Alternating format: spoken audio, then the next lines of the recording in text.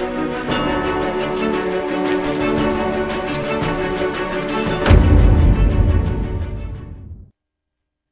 நேயர்களே வணக்கம். தமிழுடைய நிகழ்ச்சியினுடைய பத்திரிகைகள் பார்வைகள் பக்கத்தில் இணைந்திருக்கிறோம். பழமை போலவே கைவசம் 4 பத்திரிகைகள் இருக்கிறது. முதலிலே வலம்புரி நாளிதழின் செய்திகளோடு இணைந்திருக்கலாம். வலம்புரி நாளிதழுடைய பிரதான தலைப்பு செய்தியாக நெடுங்கேணியில் இன்று ஆர்ப்பாட்டம் வேண்டாம் கிபுல் ஓயா, தமிழர்களின் இனப்பரம்பலுக்கு ஆபத்தை விளைவிக்கக்கூடிய வகையில் வவுனியா முல்லைத்தீவு மாவட்டங்களை மையப்படுத்தி முன்னெடுப்பதற்கு திட்டமிடப்பட்டுள்ள கிபுல் ஓயா திட்டத்துக்கு எதிர்ப்பு தெரிவித்து இன்று திங்கட்கிழமை வவுனியா வடக்கு நெடுங்கேணி பிரதேச செயலகத்துக்கு முன்னால் பாரிய கவனஈர்ப்பு ஆர்ப்பாட்டம் ஒன்று முன்னெடுக்கப்பட உள்ளது என்றும் அந்த செய்தி காணப்படுகிறது. ஏனைய முற்பக்க செய்திகளுக்குள் நைனை மீனவர்கள் மீது இந்திய மீனவர்கள் கல்வீச்சு ஆதாரங்களுடன் முறையீடு. யாழ்ப்பாணம் நைனாதீவு நெடுந்தீவு கிடைப்பட்ட கடற்பரப்பில் அத்துமீறி மீன்பிடியில் ஈடுபட்ட இந்திய மீனவர்கள் நைனாதீவு மீனவர்கள் மீது கல்வீச்சு தாக்குதலை மேற்கொண்டிருக்கிறார்கள். குறித்த சம்பவமானது நேரலையாக இந்திய தூதரக அதிகாரிகளுக்கு காண்பிக்கப்பட்டுள்ளதுடன் முறைப்பாடும் சமர்ப்பிக்கப்பட்டுள்ளது. நயனாதீவு கடத்தொழிலாளர்கள் நேற்று முன்தினம் சனிக்கிழமை இரவு கடத்தொழில் நடவடிக்கைகளில் ஈடுபட்டவர்களை இலங்கை கடற்பரப்பினுள் அத்துமீறி நுழைந்த இந்திய கடத்தொழிலாளர்களின் படகுற்றும் அப்பகுதியில் தொழில் நடவடிக்கையில் ஈடுபட்டது. அவர்களை தமது கடற்பரப்பிலிருந்து வெளியேறுமாறும் நயனாதீவு கடத்தொழிலாளர்கள் அறிவுறுத்தியும் அதனை மீறியும் தொழிலில் ஈடுபட்டனர். அத்துடன் அவர்களின் படகுக்கு அருகில் சென்றும் நயனாதீவு கடத்தொழிலாளர்கள் மீதும் கல்வீச்சு தாக்குதலிலும் ஈடுபட்டிருக்கிறார்கள். அதனை அடுத்து கைத்தொலைபேசியில் வீடியோ கோலூடாக இந்திய துணை தூதரக அதிகாரி ஒருவரை தொடர்பு கொண்ட கடத்தொழிலாளி ஒருவர் நேரடியாக இந்திய கடத்தொழிலாளிகளின் அத்துமீறல்களை காண்பித்துள்ளார். இதன்போது படகின் இலக்கத்தினை தூதரக அதிகாரி வினவியவர்களை படகின் இலக்கம் அளிக்கப்பட்டிருந்ததனை அவதானித்துள்ளனர். பின்னர் இந்திய கடத்தொழிலாளர்களின் அத்துமீறல் தொடர்பில் காணொலி ஆதாரங்களுடன் முறைப்பாடு ஒன்றினை தூதரக அதிகாரிக்கு நயனாதீவு கடத்தொழிலாளர்கள் அனுப்பி வைத்திருக்கிறார்கள் என்று அந்த செய்தி காணப்படுகிறது. டிட்வாவுக்கு அமுலான அவசர கால நிலைமை மீண்டும் நீடிப்பு என்ற கட்டமிடப்பட்ட செய்தியும், கொட்டுமலையிலும் தையிட்டியில் நேற்று போராட்டம் என்ற புகைப்படம் தாங்கிய செய்தியும், வடக்கில் புதன்கிழமை வரை மழை தொடரும் பேராசிரியர் பிரதீபராஜா தெரிவிக்கிற செய்தியும் காணப்படுகிறது. அதேபோல இலங்கைக்கு 400 கோடி இந்திய ரூபாய் நிதியுதவி இந்திய அரசின் பட்ஜெட்டில் ஒதுக்கீடு. இலங்கைக்கு நிதியுதவியாக 400 கோடி இந்திய ரூபாவை இந்திய மத்திய அரசு ஒதுக்கி இருக்கிறது என்ற செய்தியோடும் T20 உலகக்கிண்ணம் வடக்கில் பட்டண பிரவேசம் என்ற புகைப்படம் தாங்கிய செய்தி காணப்படுகிறது. T20 உலகக்கிண்ணம் கிரிக்கெட் தொடர் இலங்கையில் நடைபெறவுள்ள நிலையில் தொடருக்கான கிண்ணம் நேற்றைய தினம் வடக்கு மாகாணத்துக்கு எடுத்து வரப்பட்டது. அதன் பிரகாரம் நேற்று காலை 7:30க்கு தம்புள்ளையில் இருந்து எடுத்து வரப்பட்ட உலகக்கிண்ணமானது முற்பகல் 10:30 மணிக்கு வவுனியா நகரத்துக்கு எடுத்து வரப்பட்டது. அங்கு வைக்கப்பட்ட பின்னர் மதியம் 12 மணி அளவில் கிளிநொச்சியில் வைக்கப்பட்டது. அதன் பின்னர் அங்கிருந்து எடுத்து வரப்பட்டு பிற்பகல் 3:30க்கு யாழ்ப்பாணம் கச்சேரி கண்மையிலும் மாலை 4:25க்கு நல்லூர் கந்தநாளை முன்னிலும் இரவு 6:20க்கு துறைப்பா விளையாட்டு அரங்கிலும் இரவு 6:40க்கு யாழ்ப்பாணம் கோட்டையிலும் இரவு 7:10க்கு யாழ்ப்பாணம் நூலகத்திலும் வைக்கப்பட்டுள்ளது. T20 உலகக்கிண்ண கிரிக்கெட் தொடரின் ஆட்டங்கள் இந்த முறை இலங்கையிலும் இந்தியாவிலும் நடைபெற உள்ளன. இதன்படி எதிர்வரும் பிப்ரவரி மாதம் 7ஆம் தேதி நெதர்லாந்து பாகிஸ்தான் அணிகளுக்கு இடையிலான ஆட்டம் கொழும்பில் நடைபெற உள்ளதுடன் உலகக்கிண்ண தொடர் ஆரம்பமாக இருக்கிறமை குறிப்பிடத்தக்கது என்றும் அந்த செய்தி மாங்குளத்து விபத்து என்ற புகைப்படம் தாங்கிய செய்தியும் யாழ்ராணி ஓமந்தை வரை பயணிக்கும் விடுவிக்கப்பட்டது அறிவிப்பு. அனுராதபுரம் காங்கேசந்துறைக்கு இடையிலான யாழ்ராணி புகையிரத சேவையானது ஓமந்தையுடன் மட்டுப்படுத்தப்படும் என புகையிரத சேவைகள் திணைக்களம் அறிவித்திருக்கிறது. டிட்வா புயல் தாக்கத்தால் சேதமடைந்த ரயில் பாதையின் புனரமைப்பு பணிகள் காரணமாக காங்கேசந்துறை கொழும்பு கோட்டை இடையிலான ரயில் சேவைகள் இடைநிறுத்தி வைக்கப்பட்டிருந்தன. இருப்பினும் காங்கேசந்துறை அனுராதபுரம் இடையிலான யாழ்ராணி ரயில் சேவையும் தொடர்ந்து முன்னெடுக்கப்பட இருந்தது. இந்த நிலையில் அடுத்த கட்ட புனரமைப்பு பணி நிமித்தம் முன்னர் அறிவிக்கப்பட்டதன் பிரகாரம் யாழ்ராணி ரயில் சேவையானது ஓமந்தையுடன் மட்டுப்படுத்தப்பட்டுள்ளது என புகையிரத திணைக்களம் அறிவித்திருக்கிறார்கள். அதன் பிரகாரம் காங்கேசந்துறையிலிருந்து காலை 6 மணிக்கு புறப்படும் 6 மணிக்கும் ஓமந்தையிலிருந்து பிற்பகல் 3:45 மணிக்கும் குறித்த சேவையானது முன்னெடுக்கப்பட உள்ளமை குறிப்பிடத்தக்கது. விதம் வலமுறை நாளுடைய முற்பக்க செய்திகளாக இருக்கிறது. தொடர்ச்சியாக உட்பக்க செய்திகளுக்குள் வாக்காளர் பெயர் பட்டியல் திருத்த பணிகள் ஆரம்பம், வீடுகளுக்கு செல்லும் நடைமுறை இம்முறை இல்லை. வாக்காளர் பெயர் பட்டியல் திருத்த பணிகளை இன்று முதல் மீண்டும் ஆரம்பிக்க தேர்தல்கள் ஆணைக்குழு நடவடிக்கை எடுத்துள்ளது. எனினும் இம்முறை அந்த பணிகளுக்காக கிராம உத்தியோகத்தர்கள் வீடு வீடாக செல்லும் செயற்திட்டம் முன்னெடுக்கப்பட மாட்டாது என்றும் ஆணைக்குழு அறிவித்திருக்கிறார்கள் என்று அந்த செய்தியும் காணப்படுகிறது. வலம்புரியினுடைய இன்றைய குறைகள் அரங்காக வீதியோரங்களில் கொட்டப்படும் குப்பைகள் மக்கள் உணர்ந்து செயற்படுவார்களாகவும் கிருஷ்ணராஜ் அவர்களுடைய குறைகள் அரங்கு பிரசுரிக்கப்பட்டிருக்கிறது. தொடர்ச்சியாக விளையாட்டு செய்திகளுக்குள் 5வது போட்டியிலும் இந்தியா தொடரை கைப்பற்றியது என்ற புகைப்படம் தாங்கிய செய்தியும், தேசிய மட்ட காற்பந்தாட்ட போட்டியில் வசாவுலான் மத்திய கல்லூரி சாம்பியன் முதலாவது T20 போட்டி இலங்கையை வீழ்த்தியது இங்கிலாந்து என்ற செய்திகளும் விளையாட்டு செய்திகளாக இருக்கிறது. தொடர்ச்சியாக உள்நாட்டு செய்திகளுக்குள் பேருந்து கட்டணம் அதிகரிக்கப்படும் தனியார் பேருந்து உரிமையாளர் சங்கம் தெரிவிப்பு. எரிபொருள் விலையில் சிறிய வீழ்ச்சி காணப்பட்ட போதிலும் எதிர்காலத்தில் பேருந்து கட்டணங்களை அதிகரிக்க நேரிடும் என தனியார் பேருந்து உரிமையாளர்களின் சங்கத்தின் தலைவர் கெமுன் விஜயரத்ன தெரிவித்திருக்கிறார் என்ற செய்தி. அதேபோல இடையில் கந்தசுவாமி கோவில் தைப்பூச திருவிழாவின் பால்குட பவனி நேற்று காலை பக்திபூர்வமாக இடம்பெற்றது. மறுநாள் மட்டம் பல்லப்ப பைரவர் ஆலயத்திலிருந்து ஆரம்பமான பால்குட பவனி கேகேஎஸ் வீதியூடாக இணைவில் கந்தசுவாமி கோயிலை வந்தடையும் முருகப்பெருமானுக்கும் பாலாபிஷேகம் நடைபெற்றது. பால்குட பவனியை தொடர்ந்தும் நூற்றுக்கணக்கான காவடிகளும் ஆலயத்துக்கு வருகை தந்திருந்தமை குறிப்பிடத்தக்கது என்று அதுமான புகைப்படங்கள் பிரசுரிக்கப்பட்டிருக்கிறது. இரணைமடு கனகாம்பிகை அம்மன் ஆலயத்தின் 5வது மகா கும்பாபிஷேக பெருவிழா ஆயிரக்கணக்கான பக்த அடியவர்கள் புடைசூழ நேற்றைய தினம் பக்திபூர்வமாக இடம்பெற்றது என்று அதுமான புகைப்படங்களும் பிரசுரிக்கப்பட்டிருக்கிறது. வவுனியா கொழும்பு புதிய சொகுசு பேருந்து சேவை அறிமுகம் என்ற செய்தியும் மாகாண சபை தேர்தலுக்கு வாய்ப்பில்லை, இலங்கையை கட்டியெழுப்புவதே முதன்மையானது, திருவாய் மலர்ந்தார் நலிந்த ஜெயதிஸ். மாகாண சபை தேர்தலை இந்த ஆண்டு நடத்துவது சாத்தியமற்றது. இருப்பினும் தேர்தலை நடாத்துவதற்கான ஆரம்பகட்ட நடவடிக்கைகள் முன்னெடுக்கப்பட்டுள்ளன எனவும் டித்வா தாக்கத்தின் பின்னர் இலங்கை மீள கட்டியெழுப்பும் திட்டத்துக்கே முன்னுரிமை வழங்கப்படுவதாக அமைச்சர் நலிந்த ஜெயதிஷ தெரிவித்திருக்கிறார் என்ற செய்தியோடு வெளிநாட்டு செய்திகளுக்குள் சுரங்கம் இடிந்து வீழ்ந்து கோர விபத்து, 200க்கும் மேற்பட்டோர் உயிரிழப்பு என்ற செய்தியும் காணப்படுகிறது. அதேபோல மத்திய ஆப்பிரிக்காவில் சோகம் என்ற செய்தியோடும் மீட்கப்படும் சோழர்கால பொக்கிஷங்களில் இந்தியாவிடம் மீள ஒப்படைக்கும் அமெரிக்கா என்ற செய்தியும் தனியார் மயமாக்கப்பட்ட வெனிசுலாவின் எண்ணெய் வளம் என்ற செய்திகளும் வெளிநாட்டு செய்திகளாக காணப்படுகிறது. தொடர்ச்சியாக உள்நாட்டு செய்திகளுக்குள் சிவில் பாதுகாப்பு திணைக்களத்தின் 15,000 பேர் வேறு துறைகளுக்கு பொதுமக்கள் பாதுகாப்பு அமைச்சர் தெரிவிப்பு என்ற செய்தியோடும் பலம்புரினுடைய ஆசிரியர் தலையங்கமாக யாழ்ப்பாண நகர அபிவிருத்தி ஆரிய உளம் போல் ஆகிவிடுமா. யாழ்ப்பாண நகரை அழகும் அபிவிருத்தியும் செய்வது தொடர்பில் நேற்று இவ்விடத்தில் பிரஸ்தாபித்திருந்தோம். 2026 யாழ்ப்பாண நகரை அபிவிருத்தி செய்வதற்கான ஏற்பாடுகள் முன்னெடுக்கப்பட்டுள்ளதாக யாழ் மாவட்ட அரசு அதிபர் தெரிவித்திருந்ததையொட்டி அவ்விடயத்துடன் தொடர்புடைய சிலவற்றை பிரஸ்தாபித்திருந்தோம். யாழ்ப்பாண நகர அபிவிருத்தி என்பது சாத்தியமாகக்கூடிய ஏதுக்கள் உண்டு. இங்கு நகர அபிவிருத்தி எனும் போதும் கட்டுமானங்கள், பொதுமக்களுக்கான வசதிகள், வர்ண பூச்சுக்கள், கழிவகுட்டல், முகாமைத்துவம் என பல்வேறு விடயங்கள் அடங்குகின்றன. இங்குதான் அபிவிருத்தியின் பொருட்டு மேற்கொள்ளப்பட்டவற்றை பராமரிப்பதும் அதனைத் தொடர்ந்து பாதுகாப்பதும் முக்கியம் பெறுகின்றது. யாழ்ப்பாண நகரை அபிவிருத்தி செய்தல் என்ற திட்டத்திற்கு பொது கழிப்பறைகள் அமைக்கப்பட்டால் அதனை தொடர்ந்து பராமரிப்பதற்கான ஏற்பாடுகள் செய்யப்பட வேண்டும். அதாவது யாழ்ப்பாண நகர அபிவிருத்தி எனும் வேலை திட்டம் வெற்றியளிக்க வேண்டுமாயின் அங்கு முதன்மைக்குரிய விடயமாக பராமரிப்பு என்பது அமையும். எனினும் தமிழர்களாகி நாம் பராமரிப்பு பற்றி இம்மியும் சிந்திப்பதில்லை. உண்மை. எங்கள் வடக்கு மாகாணத்தில் அமையப்பெற்ற எத்தனையோ பொது கட்டணங்கள் மற்றும் பொதுநோக்கு மண்டபங்கள், பஸ்தரிப்பு நிலையங்கள் என்பன பராமரிப்பு இன்றி அத்தனையும் பாழடைந்து போவதை காண முடிகிறது. உதாரணத்துக்கு யாழ்ப்பாண நகரை அழகுபடுத்தல் எனும் நோக்கில் யாழ்ப்பாணம் ஆரியகுளம் கோடி ரூபாய் செலவில் புனரமைக்கப்பட்டது. அதற்கான நிதியை யாழ்ப்பாணத்தில் உள்ள தியாகி அறக்கொடையின் இயக்குனர் வழங்கியிருந்தார். யாழ் மாநகர சபையின் முதல்வராக இருந்த சட்டத்தரணி வி மணிவண்ணன் அவர்களின் தலைமையில் ஆரியகுண புனரமைப்பு பணிகள் மேற்கொள்ளப்பட்டு மிகச் சிறப்பான முறையில் அதன் திறப்பு விழாவும் இடம்பெற்றது. மக்கள் அங்கு கூடினர். சாலையோர சிறு வர்த்தகர்களும் அங்கு தமது வியாபாரத்தை தொடங்கினர். ஆரியகுளம் அழகு பெற்றது, மனதுக்கு மகிழ்வை தந்தது. ஆனால் இப்போது அந்த ஆரியகுளத்தின் நிலை என்ன என்று பார்க்கும் போதும் பராமரிப்பு என்ற விடயத்தில் நம்மிடம் இருக்கக்கூடிய அசம்பந்தம் கோடிக்கணக்கான ரூபாய்கள் அமையப்பெற்ற கட்டிடங்களையும் புனரமைப்பு பணிகளையும் வீணாக்கி விடுகிறது என்பதை நாம் அனுபவத்தில் கண்டுவிடுகிறோம். எனவேதான் யாழ்ப்பாண நகர அபிவிருத்தியும் ஆரியகுளம் போல் ஆகிவிடாமல் சம்பந்தப்பட்ட அதிகாரிகள் பார்த்துக் கொள்வது மிகவும் அவசியம் என்று ஆசிரியர் தலையங்கம் காணப்படுகிறது. உள்நாட்டு செய்திகளுக்குள் கடந்த கால அரசியல் கலாச்சாரத்தால் நீர்ப்பாசன கட்டமைப்பு சிதைக்கப்பட்டது அமைச்சர் கே டி லால்காந்தா சுட்டிக்காட்டுகிற செய்தியும் இறுதிப்பக்க செய்தியாக சமூக வலைத்தளங்களை பயன்படுத்துவ சிறுவர்களுக்கு தடை, முன்மொழிவு அமைச்சரிடம் கையெழுத்து. இலங்கையில் 16 வயதுக்குட்பட்ட சிறுவர்கள் சமூக வலைத்தளங்களை பயன்படுத்துவதற்கு தடை செய்வதற்கான உத்தியோகபூர்வ முன்மொழிவு தேசிய சிறுவர் பாதுகாப்பு அதிகார சபையினால் மகளிர் மற்றும் சிறுவர் விவகார அமைச்சிடம் கையளிக்கப்பட்டிருக்கிற செய்தி. இவைதான் வரம்புடைய முதன்மை செய்திகளாக இருக்கிறது. தொடர்ச்சியாக ஈழநாட்டு பத்திரிகையின் செய்திகளோடு இணைந்திருக்கலாம். இன்றைய நாளுக்கான ஈழநாட்டு பத்திரிகையின் பிரதான தலைப்பிடலாக கிவுல் ஓயா திட்டத்திற்கு எதிராக இன்று போராட்டம், பெருந்திரளாக பங்கேற்குமாறு மக்களுக்கு அழைப்பு.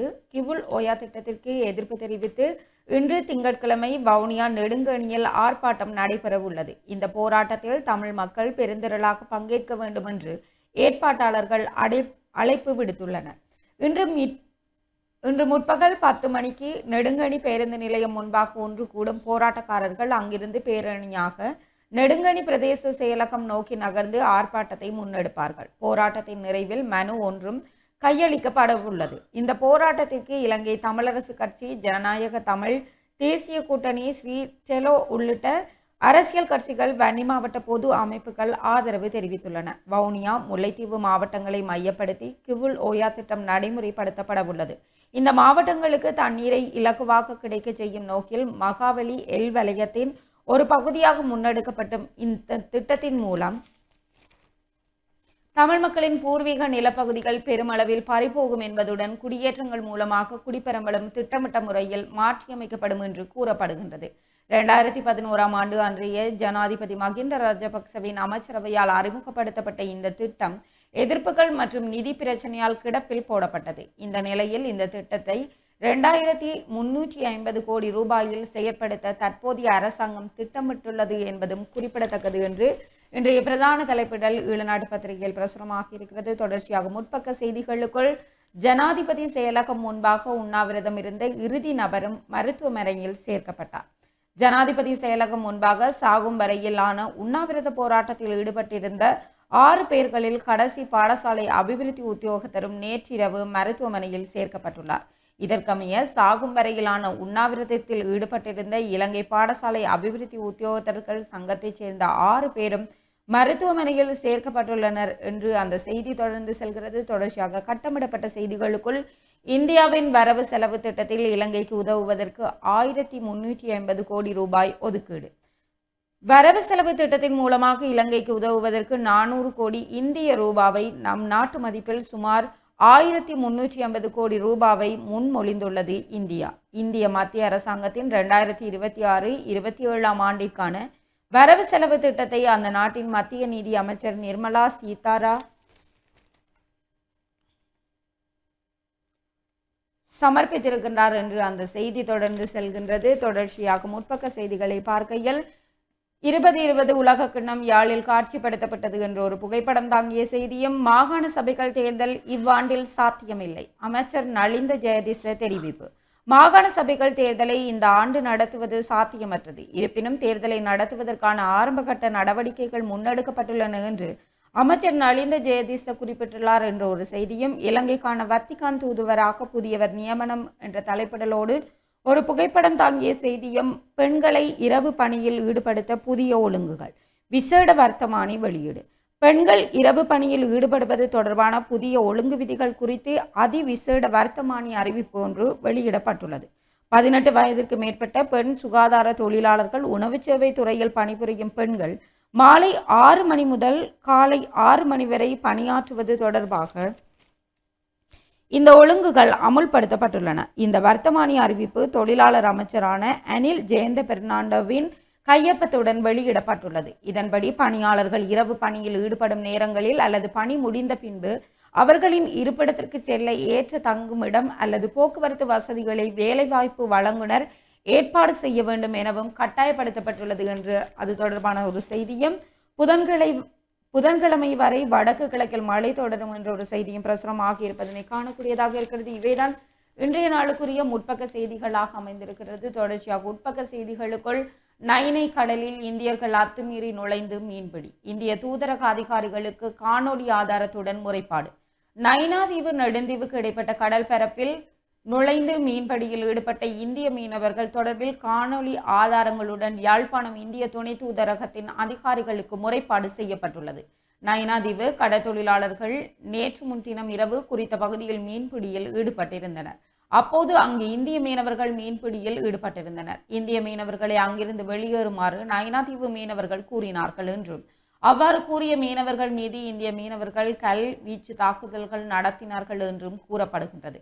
இந்த நிலையில் இந்திய தூதரக அதிகாரி ஒருவரை கைபேசி மூலமாக தொடர்பு கொண்ட நைனாதீவு மீனவர் ஒருவர் இந்திய மீனவர்களின் அத்துமீறலை காணொலி மூலம் காட்டியுள்ளார். இதே நேரம் இந்திய மீனவர்கள் தங்கள் படகின் தொடர் இலக்கத்தை அழித்து இந்த நடவடிக்கையில் ஈடுபட்டிருந்தனர் என்றும் கூறப்படுகின்றது என்று அந்த செய்தி தொடர்ந்து செல்கிறது. தொடர்ச்சியாக கட்டமிடப்பட்ட செய்திகளுக்குள், ஸ்ரீதரனின் வாகன சாரதிக்கு பிணை, விபத்தை ஏற்படுத்தி இருவரை காயப்படுத்திய வழக்கில் யாழ் மாவட்ட பாராளுமன்ற உறுப்பினர் சி ஸ்ரீதரன் சாரதி பிணையில் விடுவிக்கப்பட்டுள்ளார். தலா 1 லட்சம் ரூபாய் பெறுமதியான 2 சரீர பிணைகளில் செல்வதற்கு சாவகச்சேரி நீதவான் நீதிமன்றம் அனுமதி அளித்துள்ளது. அத்துடன் இந்த வழக்கு எதிர்வரும் 27ஆம் தேதி மீண்டும் விசாரணைக்கு எடுத்துக் கொள்ளப்பட உள்ளது. ஸ்ரீதரன் எம்பி நேற்று முன்தினம் பயணித்த வாகனம் மீசாலை பகுதியில் உந்துரலியுடன் விபத்துக்குள்ளானது. இந்த விபத்தில் தந்தையும் அவரின் 10 வயதான மகனும் காயமடைந்தனர். விபத்தில் காயமடைந்த இருவரும் யாழ்ப்பாணம் போதனா மருத்துவமனையில் சிகிச்சை பெற்று வருகின்றனர் என்று அந்த செய்தி தொடர்ந்து செல்கிறது. தொடர்ச்சியாக நியூட்டனின் 3ஆம் இயக்க விதியை முன்னரே கூறியவர் திருவள்ளுவர். ஆளுநர் வேதநாயகன் தெரிவிப்பு என்றொரு செய்தியும், முத்து ஐயன் குட்டுக்குளத்திற்கு தண்ணீர் வரத்து அதிகரிப்பு என்றொரு செய்தியும் பிரசுரமாகி இருக்கிறது. தொடர்ச்சியாக இன்றைய பத்திரிகை ஆசிரியர் தலையங்கமாக கவனிப்பாரற்ற தமிழர் அரசியல் என்ற தலைப்பிலே பத்திரிகை ஆசிரியர் தலையங்கம் இடம்பெற்றிருக்கிறது. தொடர்ச்சியாக போலீஸ் நிலையத்திலிருந்து துப்பாக்கி தோட்டா மாயம் என்றொரு தலைப்பிடலோடு ஒரு செய்தியும், கார்கள் விபத்தில் 5 காயம். 2 கார்கள் நேருக்கு நேர் மோதிய விபத்தில் 5 காயங்களுக்கு உள்ளாகியுள்ளனர். அனுராதபுரம் கற்குளம் போலீஸ் வீதி தடைக்கு அருகே நேற்று அதிகாலை இந்த விபத்து இடம்பெற்றுள்ளது. அனுராதபுரம் நகரில் நடைபெற்ற இசை நிகழ்ச்சியை பார்த்துவிட்டு வீடு திரும்பிக் கொண்டிருந்த இளைஞர்கள் 4 பயணித்த காரும், பழனியிலிருந்து அனுராதபுரத்திற்கு வழிபாட்டிற்காக ஒரே குடும்பத்தினர் பயணித்த காரும் மோதியே இந்த விபத்து இடம்பெற்றிருக்கின்றது. அந்த செய்தி தொடர்ந்து செல்கிறது. தொடர்ச்சியாக உட்பக்க செய்திகளுக்குள், யாழ் நகரை அபிவிருத்தி செய்ய அரசாங்கம் உரிய நடவடிக்கை. அரசாங்க அதிபர் பிரதீபன் தெரிவிப்பு. யாழ்ப்பாணம் நகரத்தை அபிவிருத்தி செய்வதற்கு அரசாங்கம் உரிய நடவடிக்கை எடுத்துள்ளது என்று அரசாங்க அதிபர் மருதலிங்கம் பிரதீபன் தெரிவித்துள்ளார். யாழ் நகர அபிவிருத்தி திட்டம் தயாரிப்பதற்கான பங்குதாரர்களின் கருத்துக்களை கேட்டறிந்து கொள்வதற்கான பங்குதாரர் ஆலோசனை கூட்டம் யாழ் மாவட்ட அரசாங்க அதிபர் பிரதீபன் தலைமையில் மாவட்ட செயலக மாநாட்டு மண்டபத்தில் நடைபெற்ற போதே அவர் இவ்வாறு தெரிவித்திருக்கிறார் என்று அந்த செய்தி தொடர்ந்து செல்கிறது. தொடர்ச்சியாக வீதி கடமைகளில் ஈடுபட்டு வரும் யாழ் போலீசாரின் முறைகேடுகள் என்ற தலைப்பிடலோடு ஒரு செய்தியும், இலக்கிய போட்டியில் வவுனியா மாணவி தேசிய ரீதியில் முதலிடம் பெற்ற சாதனை. தேசிய இலக்கிய போட்டியில் வவுனியா ராசேந்திரகுளம் ஆத்தக பாடசாலையின் மாணவி தேசிய ரீதியில் முதலிடம் பெற்று சாதனை படைத்துள்ளார். புத்த சாசன சமயம் மற்றும் கலாசார அலுவல்கள் அமைச்சு மற்றும் கலாசார அலுவல்கள் திணைக்களம் இணைந்து ஏற்பாடு செய்த தேசிய இலக்கிய போட்டித் தொடரில் வெற்றி பெற்ற மாணவர்களுக்கான விருதுகளும் சான்றிதழ்களும் கொழும்பு ஆனந்தா கல்லூரியில் நடைபெற்றது. இதன்போது வவுனியா தெற்கு வலயத்தைச் சேர்ந்த ராசேந்திரகுளம் ஆத்தாக்க பாடசாலை மாணவி பிரபாகரன் வினுஷா கனிஷ்ட பிரிவில் பாடல் நயத்தல் போட்டியில் தேசிய ரீதியில் முதலிடம் பெற்று தங்கப்பதக்கத்தையும் பணப்பரிசல்களையும் பெற்றுக் கொண்டுள்ளார். டான் குழுமத்தின் சார்பாக நாங்களும் அந்த மாணவிக்கு வாழ்த்துக்களையும் பாராட்டுகளையும் தெரிவித்துக் கொள்கிறோம். தொடர்ச்சியாக செய்திகளுக்குள், புத்தளம் கடற்தொழிலாளர் மீது இந்திய கடற்படை தாக்குதல், 4 மருத்துவமனையில் என்றொரு செய்தியும், வெளிநாடு அனுப்புவதாக கூறி மோசடியில் ஈடுபட்ட நபர் கைது என்றொரு செய்தியும் பிரசுரமாக இருக்கிறது. கிவுல் ஓயா திட்டத்தை எதிர்க்க அனைவரும் ஒன்றுபட வேண்டும், தமிழரசு கட்சி அழைப்பு என்றொரு செய்தியும், அரசாங்கத்தின் முடிவுக்கு இணங்க போவதில்லை, அமைச்சருடன் வர்த்தகர்கள் வாக்குவாதம் என்றொரு செய்தியும் பிரசுரமாக இருக்கிறது. தொடர்ச்சியாக ஈழநாட்டு பத்திரிகையினுடைய இறுதிப்பக்க செய்திகளுக்குள், புதிய அரசமைப்பு உருவாக்கம் வெறும் அறிவிப்பாகவே உள்ளது, ஐக்கிய மக்கள் சக்தி குற்றச்சாட்டு. நிறைவேற்று அதிகாரம் மிக்க ஜனாதிபதி முறைமையை ரத்து செய்யவும் புதிய அரசமைப்பை உருவாக்கவும் அரசாங்கம் ஆரம்பகட்ட நடவடிக்கை எதையும் எடுக்கவில்லை. புதிய யாப்பு உருவாக்கத்திற்கான எண்ணக்கரு பத்திரம் சமர்ப்பிக்கப்படும் என்று பிரதமர் குறிப்பிட்டது இன்றளவில் வெறும் அறிவிப்பாகவே காணப்படுகிறது என்று ஐக்கிய மக்கள் சக்தியின் பாராளுமன்ற உறுப்பினர் அஜித் பி பெரேரா தெரிவித்திருக்கிறார் என்று அந்த செய்தி தொடர்ந்து செல்கிறது. தொடர்ச்சியாக வீதிகளில் வேக கட்டுப்பாட்டை புதுப்பிப்பதற்கு நடவடிக்கை என்ற ஒரு தலைப்பிடலோடு ஒரு செய்தியும், பேருந்து கட்டணங்களை அதிகரிப்பது அவசியம், தனியார் பேருந்து சங்கம் தெரிவிப்பு என்ற ஒரு செய்தியும் பிரசுரமாக இருக்கிறது. இவைதான் இன்றைய நாளுக்குரிய ஈழநாட்டு பத்திரிகையினுடைய முக்கிய செய்திகளாக இருக்கிறது. தொடர்ச்சியாக யாழ் பிராந்தியத்திலிருந்து கிடைக்கப்பெற்ற தினக்குரல் பத்திரிகை கண்ணோட்டத்தோடு இணைந்திருக்கலாம். தினக்குரல் நாளிதழுடைய பிரதான தலைப்பு செய்தியாக கிவுலோயா திட்டத்துக்கு எதிராக வவுனியாவில் இன்று மாபெரும் போராட்டம், அரசியல் கட்சிகள் பொது அமைப்புகள் அழைப்பு என்ற செய்தி பிரதான தலைப்பு செய்தியாக இருக்கிறது. அதே போல பிரஜாசக்தி என்பது மக்களின் ஆணையை அவமதிக்கும் செயல், சுமந்திரன் தெரிவிப்பது கட்டமிடப்பட்ட செய்தியும், இந்த ஆண்டில் மாகாண தேர்தலுக்கு சாத்தியம் கிடையாது என்ற செய்தியும், நாவட்குழியில் பயன்பாடற்ற வீடுகளை வீடற்ற தமிழ் மக்களுக்கு வழங்குங்கள். தென்மராட்சி பிரதேசத்தில் நாவட்குழி பிரதேசத்தில் பயன்படுத்தப்படாத நிலையில் காணப்படுகின்ற அரச வீட்டுத்திட்ட வீடுகளை காணி இல்லாத தமிழ் மக்களுக்கு வழங்க நடவடிக்கை எடுக்க வேண்டும் என பாராளுமன்ற உறுப்பினர்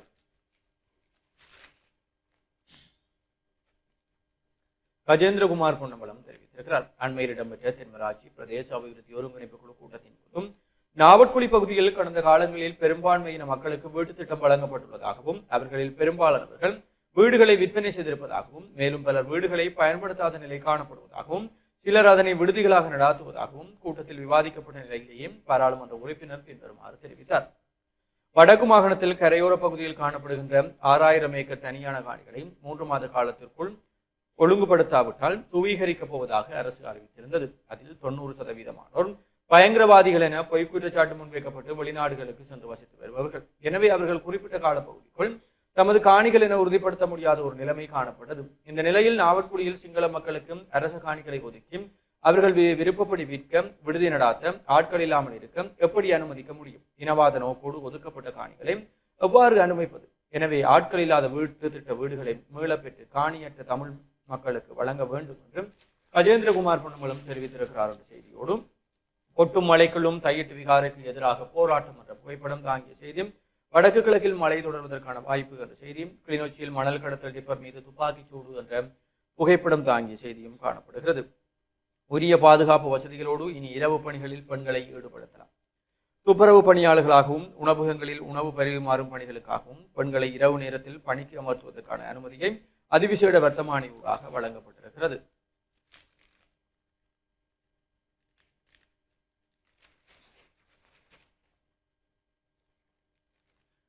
தொழிலமைச்சர் கலாநிதி அனில் ஜெயந்த பெர்னாண்டோவின் கடைகள் மற்றும் அலுவலக ஊழியர் சட்டத்தில் திருத்தம் மேற்கொள்ளப்பட்டு இந்த அனுமதி வழங்கப்பட்டுள்ளதாக தெரிவிக்கப்படுகிறது. இதற்கு முன்னர் 18 வயதுக்கு மேற்பட்ட பெண்களையும் பெண் கழிவறை பணியாளர்களாக மாலை 6 மணிக்கு பின்னர் பணியில் ஈடுபடுத்த முடியும் எனும் சட்டத்தில் குறிப்பிடப்பட்டிருந்தது. அந்த சட்டத்தை மேலும் திருத்தம் செய்து பெண் துப்புரவு பணியாளர்கள் அல்லது உணவுப் பொருட்களை பரிமாறுவர்களாக 18 வயதுக்கு மேற்பட்ட பெண்கள் மாலை 6 மணியிலிருந்து மறுநாள் காலை 6 மணி வரை பணியில் ஈடுபடுத்த முடியும் என புதிய வர்த்தமானி அறிவித்தல் வெளியிடப்பட்டது. எவ்வாறாயினும் அந்த காலப்பகுதியில் சேவையில் ஈடுபடுத்தப்படும் பெண்களுக்கு பொருத்தமான தங்குமிட வசதி, போக்குவரத்து வசதி, சுகாதார பாதுகாப்பு மற்றும் நலன்புரி விடயங்கள் தொடர்பில் தொழில் வழங்குனரை பொறுப்பேற்க வேண்டும் என்றும் கூறப்பட்டிருக்கிறது. இவை தினக்குடைய முற்பக்க செய்திகளாக இருக்கிறது. உட்பக்க செய்திகளுக்குள் மாங்குளத்தில் 3 வாகனங்கள் ஒன்றுடன் ஒன்று மோதி விபத்தும், மயிரிழையில் உயிர் தப்பிய பயணிகள் 3 படுகாயம் என்ற செய்தியும், வரலாற்று சிறப்புமிக்க நல்லூர் கந்த சுவாமி கோவில் தைப்பூச உற்சவம் நேற்று மாலை இடம்பெற்றது என்ற புகைப்படம் தாங்கிய செய்தி, நாவற்குழி சிங்கள மக்கள் வீடுகளை விற்பனை செய்யும் நிலை, தமிழ் மக்கள் நெருக்கடி நிலை என்ற செய்தியும், அரசியல் மாற்றத்தை போல் கல்வியிலும் மாற்றம் வரும் நாடாளுமன்ற உறுப்பினர் கந்தசாமி பிரபு நம்பிக்கை என்ற செய்தியும் காணப்படுகிறது. பிரதமர் மீதான நம்பிக்கையில்லா பிரேரணைக்கு என்ன நடந்தது? அமைச்சர் விமல் ரத்நாயக்க சபையில் கேள்வி என்ற செய்தியும் காணப்படுகிறது. தற்போதைய ஆட்சியாளர்கள் எந்த ஒரு அரசியல் கைதிகளையும் விடுவிக்கவில்லை, குரலற்றவர்களின் குரல் அமைப்பு கவலை. கடந்த ஆட்சி காலங்களில் ஏதோ ஒரு வகையில் அரசியல் கைதிகள் விடுதலை செய்யப்பட்டுக் கொண்டதாக, ஆனால் தற்போதுள்ள ஆட்சியில் இதுவரை எந்த ஒரு அரசியல் கைதிகளும் விடுதலை செய்யப்படவில்லை என குரலற்றவர்களின் குரல் அமைப்பின் ஒருங்கிணைப்பாளர் முருகையா கோமகன் தெரிவித்திருக்கிறார் என்ற செய்தியும், தமிழ் தேசிய பசுமை இயக்கத்தின் சிறுதானிய பொங்கல் விழா சங்கானையில் இடம்பெற்றது என்ற புகைப்படம் தாங்கிய செய்திகளும் காணப்படுகிறது. இன்றைய இளம் தலைமுறையினர் முயற்சி குறைந்தவர்களாக உள்ளனர். உடற்கல்வி டிப்ளோமா ஆசிரியர் தலைவர் தர்மகுமாரன் தெரிவிப்பும், தேசிய கலை இலக்கிய போட்டியில் வவுனியா மாணவி முதலிடம் என்ற புகைப்படம் தாங்கிய செய்தி. அதேபோல் 2009ஆம் ஆண்டுக்கு முன்னரான வாழ்வியலை மீண்டும் கட்டியெழுப்ப முன்வாருங்கள் அருட்தந்தை வசந்தன் தெரிவித்தார். 2009ஆம் ஆண்டு காலப்பகுதிக்கு முன்னர் வடகிழக்கில் போதைப்பொருள் பாவனை பூச்சியமாக இருந்ததாக கட்டைக்காடு ஆலய பங்கு தந்தை அருட்தந்தை வசந்தன் தெரிவித்திருக்கிறார் என்ற செய்தியும் காணப்படுகிறது. தொடர்ச்சியாக வெளிநாட்டு செய்திகளுக்குள் கொங்கோவில் கனிம சுரங்கம் இடிந்து விழுந்து கோர விபத்தும், இடிபாடுகளில் சிக்கி 200 பேர் பலியான சோகம், கீறி கடித்ததால் சிறுவன் மரணம் என்ற செய்தியும், சோழர் கால சிலைகளை மீள வழங்க இணக்கம் என்ற செய்தியும் காணப்படுகிறது. அதேபோல ஈரானில் அடுக்குமாடி குடியிருப்பு ஒன்றில் பாரிய குண்டுவெடிப்பும், ஒருவர் பலி, 14 பேர் படுகாயம் என்ற செய்திகளும் காணப்படுகிறது. உள்நாட்டு செய்திகளுக்குள் புதிய அரசியலமைப்பை உருவாக்க எந்த ஒரு நடவடிக்கைகளும் இல்லை, பதவி முகத்தில் இருக்கிறார் ஜனாதிபதி அஜித் பி பெரேரா தெரிவிப்பு என்ற செய்தியும், அதிகாரிகள் சரியாக இருந்திருந்தால் விவசாய நிலங்கள் குடியிருப்பு நிலங்களாக மாறியிருக்காது. அதிகாரிகள் சிலர் உயிருக்கு பயந்து அழுத்தங்களுக்கு அடிபணித்து சட்டத்தை நடைமுறைப்படுத்த தயங்கியதன் விளைவாகவே விவசாய நிலங்கள் நிரப்பப்பட்டு குடியிருப்பு நிலங்களாக மாறியிருப்பதாக அமைச்சர் கேடிலால் காந்த தெரிவித்திருக்கிறார் என்ற செய்தியும், கிழக்கு வர்த்தக கண்காட்சி புதிய வாய்ப்புகளை பெற்றுக் கொடுக்கும் என்ற புகைப்படம் தாங்கிய கட்டுரை ஒன்று பிரசுரிக்கப்பட்டிருந்தது. தினக்குரலுடைய ஆசிரியர் தலையங்கமாக மக்கள் போராட்டங்கள் தவிர்க்க முடியாதவை என்ற தலைப்பிலே ஆசிரியர் தலையும், அதுபோல கட்டுக்ககை வைத்தியசாலையின் புதிய நோயாளர் பிரிவும் திறந்து வைக்கப்பட்டது என்ற புகைப்படம் தாங்கிய செய்தியும் காணப்படுகிறது. இறுதி பக்க விளையாட்டு செய்திகளுக்குள் தேசிய மகுடம் சூடியது மகாஜனா மகளிர் அணி, 2 பிரிவுகளிலும் சாம்பியன் ஆகி அசத்தல் என்ற செய்தியும், பாடசாலை உதபந்தாட்ட போட்டி வயாவலான் மத்திய தேசிய சாம்பியன் புங்குடுதீவு மத்திய வரலாற்று சாதனை என்ற புகைப்படம் தாங்கிய செய்தியும், இசான் கிசான் அபார சதம் இந்தியா அபார வெற்றி என்ற செய்தியோடும், ஆஸ்திரேலியாவை வீழ்த்தி தொடரை வென்றது பாகிஸ்தான் என்ற செய்திகளும் காணப்படுகிறது. இவைதான் தினக்குரல் நாளிதழுடைய முதன்மை செய்திகளாக இருக்கிறது. தொடர்ச்சியாக உதய நாளிதழின் செய்திகளோடு இணைந்திருக்கலாம். இன்றைய நாளுக்குரிய உதயன் பத்திரிகையின் பிரதான தலைப்பிடலாக மாகாண சபை தேர்தல் இந்த ஆண்டு நடக்காது, அமைச்சர் நளிந்த தெரிவிப்பு. மாகாண சபை தேர்தலை இந்த ஆண்டு நடத்துவது சாத்தியமற்றது. ஆயினும் தேர்தலை நடாத்துவதற்கான ஆரம்பகட்ட நடவடிக்கைகள் முன்னெடுக்கப்பட்டுள்ளன என்று அமைச்சர் நலிந்த ஜெயதிச தெரிவித்திருக்கிறார் என்று இன்றைய பிரதான தலைப்புகளோடு உதயன் பத்திரிகை பிரசுரமாக இருக்கிறது. தொடர்ச்சியாக முற்பக்க செய்திகளுக்குள் தப்பியோடிய டிப்பர் மீது போலீஸ் துப்பாக்கிச்சூடு. தர்மபுரத்தில் சம்பவம். தர்மபுரம் போலீஸ் பிரிவுக்குட்பட்ட பகுதியில் சமிக்ஞையை மீறி பயணித்த டிப்பர் வாகனம் மீது போலீசாரால் துப்பாக்கிச்சூடு நடாத்தப்பட்டுள்ளது. துப்பாக்கிச் சூட்டில் டிப்பர் வாகனத்தின் எரிபொருள் தாங்கி மற்றும் டயர்